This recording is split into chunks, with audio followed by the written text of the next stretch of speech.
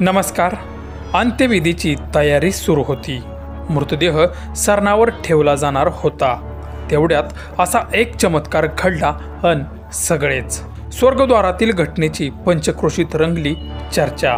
सविस्तर बातमी पुढे पाहण्याआधी चॅनलवरती तुम्ही नवीन असाल तर आपला RG मराठी न्यूज चॅनल जरूर सबस्क्राईब करून घ्या. बऱ्याच वेळा अशा काही घटना घडतात त्या पाहून खरंच विश्वास बसत नाही. भलेही ही गोष्ट आपल्या डोळ्यांसमोर घडलेली असली तरीही, पण तरीसुद्धा माणसाला वास्तव हे स्वीकारावंच लागतं. सध्या अशीच एक घटना घडलेली आहे जी ऐकून तुम्हीही चकित होऊन जाल. ओडिशाच्या पुरी जिल्ह्यात एक अजब घटना घडली आहे.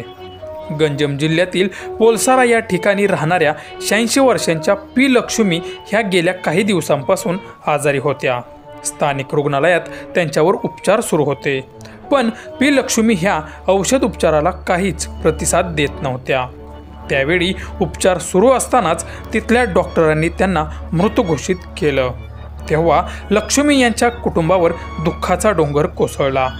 यावेळी शोक आवरत लक्ष्मी यांच्या कुटुंबियांनी त्यांचं पार्थिव अंत्यविधीसाठी पुरीतील स्मशानभूमीत आणलं. पार्थिवाला अग्नी देण्यासाठी चिताही रचण्यात आली होती. मात्र पार्थिव चितेवर ठेवताच लक्ष्मी यांचा श्वासोच्छवास चालू असल्याचं नातेवाईकांना समजलं. त्यानंतर लगेचच नातेवाईकांनी पुन्हा पुरीच्या वैद्यकीय रुग्णालयात लक्ष्मी यांना उपचारासाठी दाखल करण्यात आलं. त्यावेळी त्यांना तेथील डॉक्टरांनी तपासलं असता त्या जिवंत असल्याची खात्री झाली आणि लगेचच उपचाराला सुरुवात केली.